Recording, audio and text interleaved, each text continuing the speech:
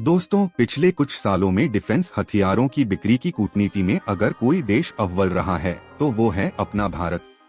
कब, किसको, कैसे जवाब देना है और किससे दोस्ती रखनी है, ये कोई भारत से सीखे।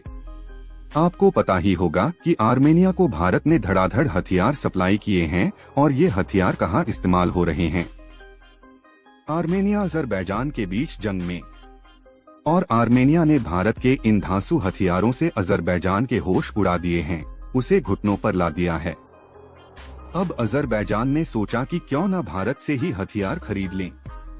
भाई, दुश्मनों को हराना है तो हथियार तो दमदार होने चाहिए ना।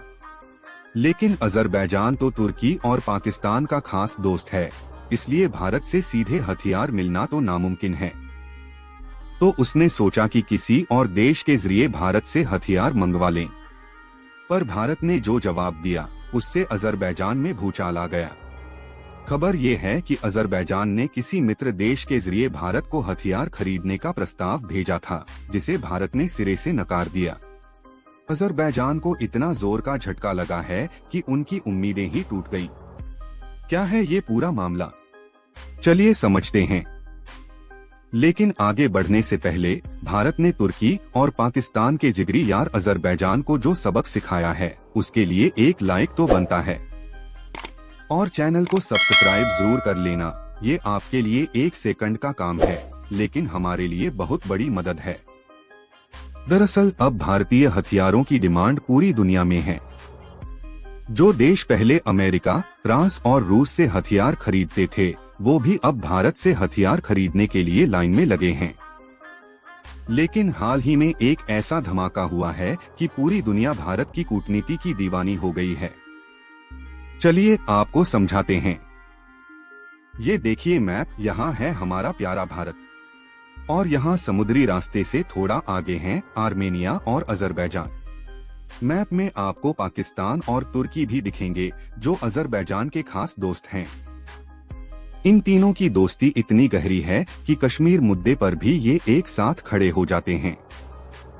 लेकिन अजरबैजान के बगल में जो आर्मेनिया है, इन दोनों के बीच जमीन को लेकर सालों से लड़ाई चल रही है। आपको बता दें कि आर्मेनिया हमेशा कश्मीर मुद्दे पर भारत के साथ खड़ा होता है, जबकि अजरबैजान हमेशा पाकिस्तान की तरफदारी करता है। इसीलिए भारत ने हमेशा आर्मेनिया की मदद की है, चाहे हथियार भेजने हो या दुनिया के सामने उसका साथ देना हो, भारत कभी पीछे नहीं हटा। और इस साल तो अजरबैजान ने फिर से आर्मेनिया से छेड़छाड़ की और दोनों में युद्ध छिड़ गया। लेकिन गर्व की बात यह है कि आर्मेनिया अजरबैजान के खिलाफ जो भी हथियार इस्तेमाल कर रहा है, वो सब भारत से खरीदे हुए हैं। आर्मेनिया ने इस साल भारत से इतने हथियार खरीदे कि भारत उसका सबसे बड़ा हथियार सप्लायर बन गया। और आर्मेनिया ने भारत के इन्हीं हथियारों से अजरबैजान को धूल चटा दी है। पूरी दुनिया देख रही है कि भारत के हथियार कितने दमदार हैं। जब अजरबैजान युद्ध में हारने लगा तो उसे समझ आया कि भारतीय हथियारों में कितना दम है।